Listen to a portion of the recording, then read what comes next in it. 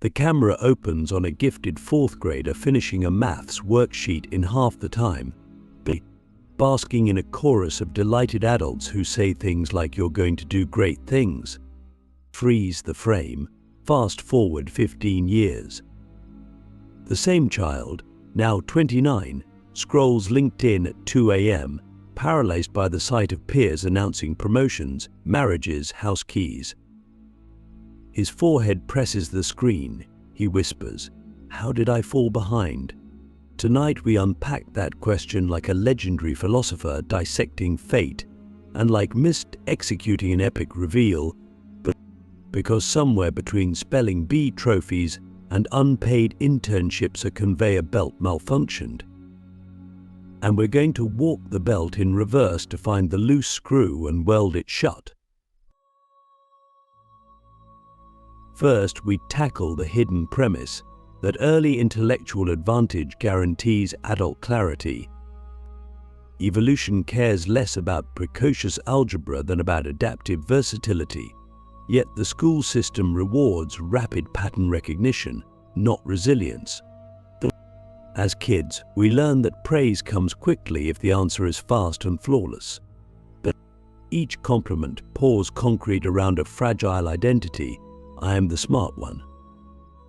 The instant a problem resists quick mastery, organic chemistry, emotional nuance, office politics, the concrete cracks.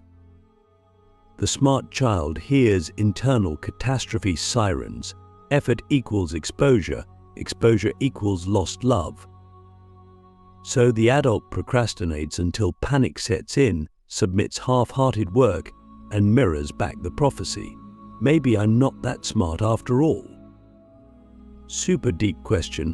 What if your laziness isn't sloth but camouflage protecting an outdated self-image from disproof?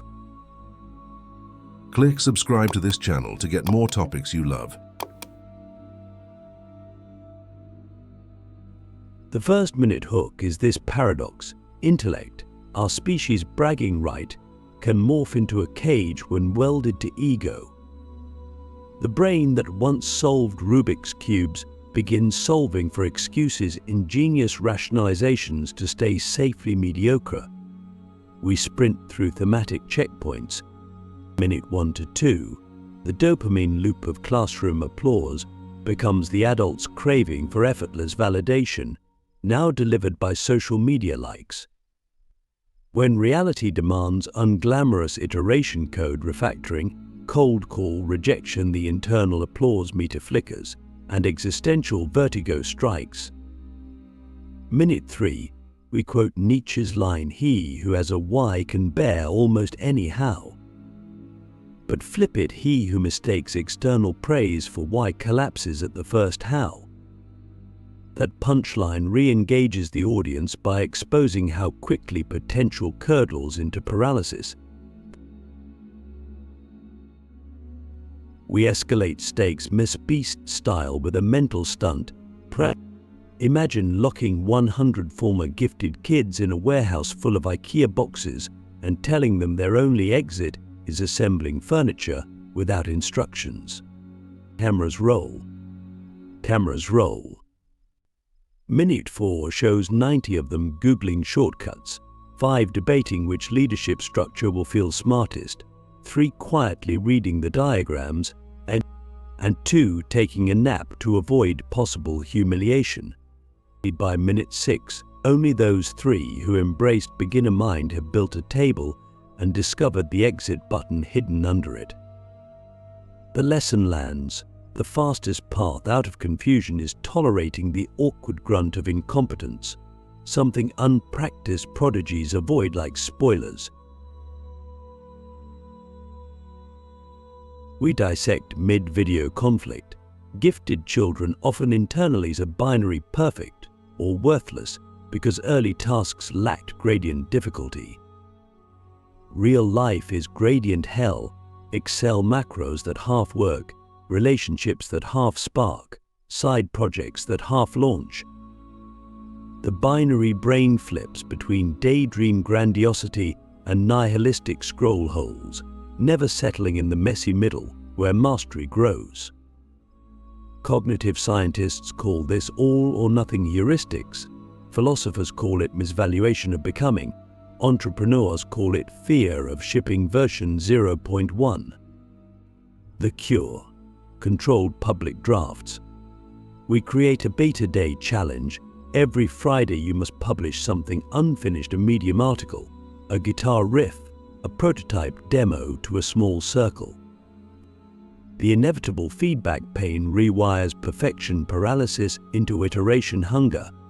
Watch over 12 weeks as the dopamine transfer moves from applause to progress itself. Secondary engagement drop at minute 6. Tiny cats catch bigger prey through relentless micro-pounces. Your genius is the cat, adulthood the prey, but the pounce engine rusted from disuse. We fire it with micro-commitments, 5-minute timers, 20-line coding sprints, 1 honest sentence in the dating app bio. Neuroscience shows small wins release norepinephrine, sharpening focus for the next win. Chain enough and flow sparks. Flow plus direction births momentum. Momentum shatters the concrete identity. We dive into familial expectations. Many smart kids were admired more for output than essence. Compliments like "you're brilliant" overshadow your kind, teaching that love is performance-based. As adults, they avoid communities where success metrics are relational because the scoreboard feels foreign. Practical antidote: host a dinner where conversation bans "what do you do?" replace with "what are you curious about lately?" The shifting spotlight forces the lost adult to flex muscles of presence and empathy that grades never measured. But the experience can feel like sensory overload, but stick with it and you'll discover intelligence can be relational artistry too. Now, a cinematic thought experiment. Imagine your 10-year-old self watching a highlight reel of your current life. Which scenes earn a fist pump, which provoke confusion, which trigger heartbreak? The child sees no GPA, no promotion ladder. They notice how often adult you laughs, explores, builds improbable thoughts out of deadlines. If the reel lacks those shots, you've idolized credentials over adventure. Decision point: will you retrofit adventure now, or keep curating a resume that younger you would find sterile? We sustain engagement by tackling the job market. Smart kids absorb the myth that meritocracy scouts for IQ like talent agents at a mall. Reality scouts for value delivered under constraints: time, politics, emotion. The lost adult misreads rejection as proof of imposter status instead of signal to upskill empathy, negotiation, grit.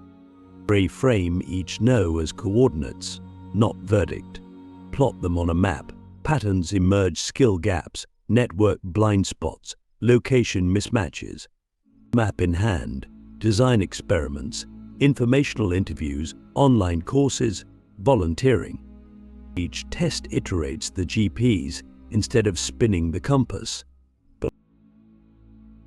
Time for a wow spectacle.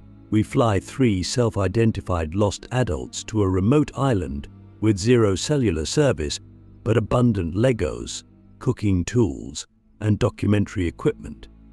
In 72 hours, they must design a sustainable water filter for locals.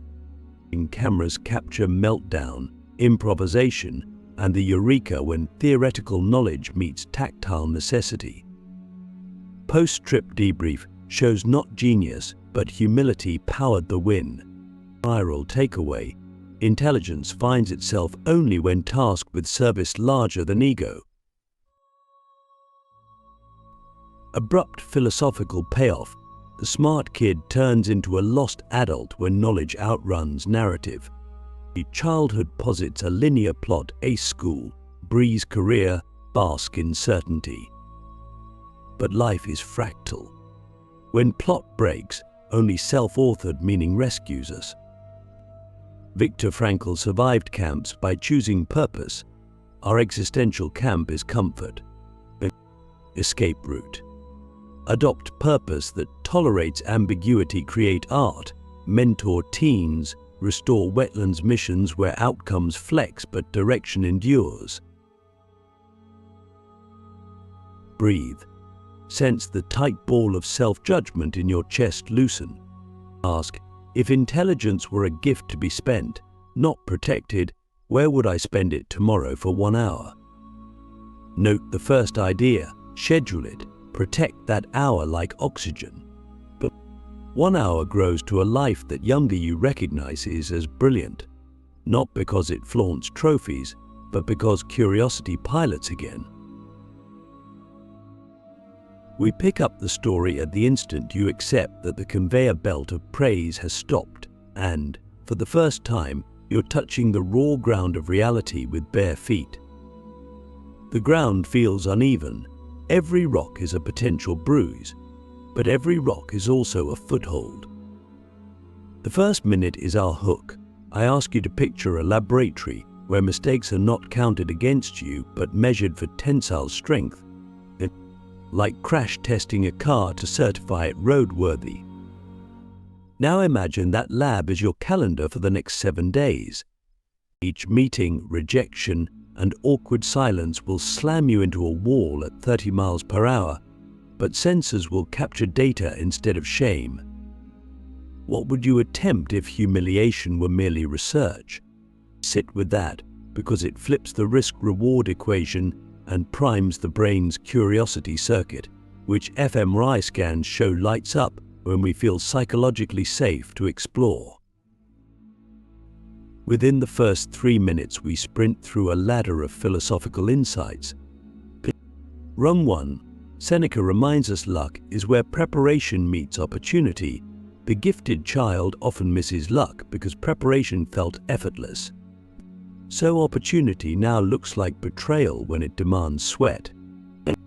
Rung 2. Nassim Taleb's concept of antifragility systems that gain from disorder applies perfectly to a mind trained to fear errors. Our mission is to convert it into a system that feasts on errors. Rung 3. Carol Dweck's growth mindset research, recast as an existential wager bet on feedback loops over flash brilliance. We re-engage the viewer by flashing a split-screen montage. On the left, your younger self solving multiplication drills without scratch paper. On the right, future you stumbling through a new coding language, celebrating each syntax error pop up like a personal trainer's rep counter. The montage undercuts the ego that still worships seamless performance. Now we slam into minute 4 with a mess-beast-sized challenge.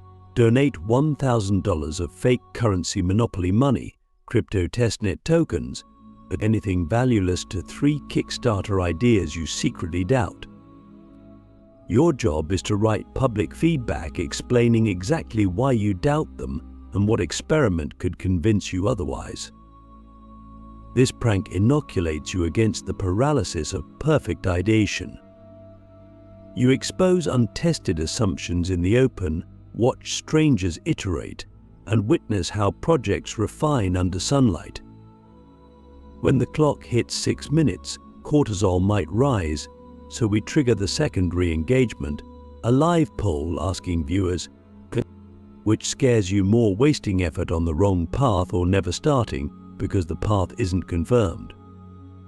The majority will choose the latter, revealing our collective meta-fear is ambiguity, not failure. Mid-video intensity ratchets up as we unpack the hierarchy of competence: unconscious incompetence, conscious incompetence, conscious competence, unconscious competence.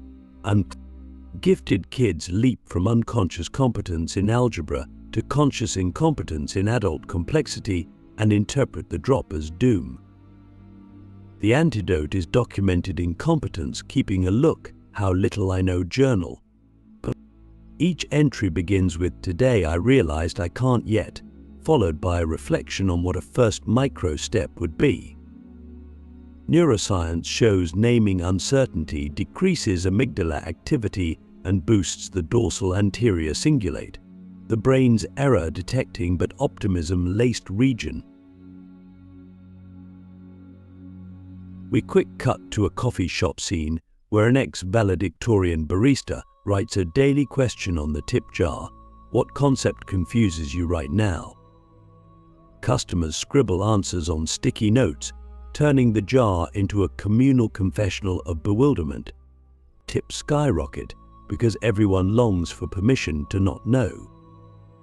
The take-home lesson: vulnerability monetizes empathy and crowdsources solutions, a revenue stream impossible when intelligence hides behind invincibility cosplay. As we cross minute 7, we integrate spiritual perspective. Zen master Shunryu Suzuki said, "In the beginner's mind there are many possibilities, in the expert's mind, few." To weaponize this, we institute Beginner's Mind Mondays. Every Monday evening you learn a skill where your IQ grants 0 shortcut pottery wheel, dance footwork, jazz drumming. Record 30-second clips of mess-ups and upload to a private channel with friends who do the same. Psychological safety plus social pressure yields consistent practice. After 8 weeks, you possess not mastery but proof your identity can survive public imperfection. That proof seeps into professional arenas where stakes once felt too high. We maintain narrative thrust by addressing time debt. Smart kids rely on deadline adrenaline, but adult projects are marathon length. We introduce the Pomodoro stock market. Each 25-minute sprint equals 1 share in your life portfolio. Shares appreciate with consistent deposits. If you skip a day, their value decays. Tracking this like a brokerage statement gamifies consistency. Dopamine hits shift from last-minute cliffhangers to cumulative graphs trending upward. Studies in behavioral economics show such visual feedback increases habit retention by up to 40%. Now comes the wow spectacle. Imagine a live stream where 20 self-confessed lost adults pair with 20 10-year-olds for a reverse masterclass. Kids teach adults video game speed runs, while adults teach kids basic budgeting. Cameras capture the adults' initial embarrassment, morphing into awe at the children's iterative fearlessness. Viewers donate towards scholarships triggered by each mutual aha moment. The result viralizes humility, showing millions that genius lies in cross-generational reciprocity, not solitary brilliance. As we approach minute 9, we drop the abrupt philosophical payoff. The tragedy isn't that smart kids become lost. It's that they believe being found means returning to the pedestal. In reality, found means forging a compass that keeps updating. Michel de Montaigne wrote, "I quote others only to better express myself. Likewise, use former accolades only to better fund new experiments. But your childhood awards are venture capital. Spend them on risk, not nostalgia." Take a breath and ask, which unfinished, slightly embarrassing passion have you sidelined because it might reveal you're no longer the prodigy? That passion is your re-entry ticket to antifragility. Schedule 1 micro-action by Clay, open GarageBand, request a mentorship call within the next 24 hours. Place proof on a public accountability board, and each step will echo forward, turning inertia into momentum. Here's the closing feedback loop in 300 words. You convert every insight, however half-baked, into a public artifact. The artifact attracts response, but response refines the insight. Refinement births the next artifact. Publish, iterate, Compound this is the flywheel that turns lost intellect into perpetual renaissance. Start microscopic. A tweet summarizing a chapter you just read, a sketch of a business canvas, a 2-minute tutorial on a trick you mastered last night. The internet is a billion-node neural network. Each post is a synapse request. Some nodes ignore, some fire back, and every spark updates your model of reality faster than solitary reflection ever could. The gifted child once feared being wrong in front of 30 classmates.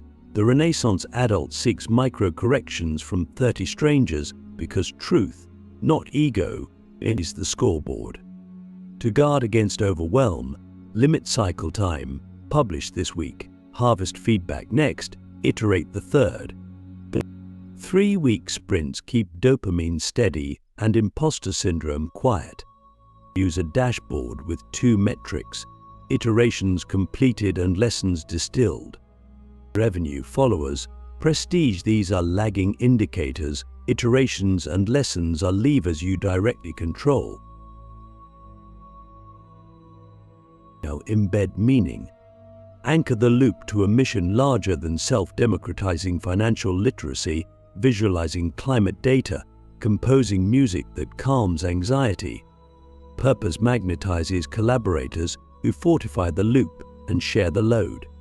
In systems terms, you evolve from single processor to distributed cluster, resilient to crash, fertile for breakthrough.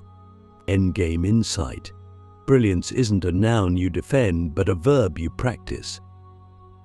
Every time you press publish, you declare, "Here is today's best thinking, please upgrade it." The world responds, you absorb, you publish again. 1 year of loops, and the lost adult label feels like a misprint. 2 years, and you won't remember the pedestal, but only the horizon streaked with successive dawns of self-reinvented light.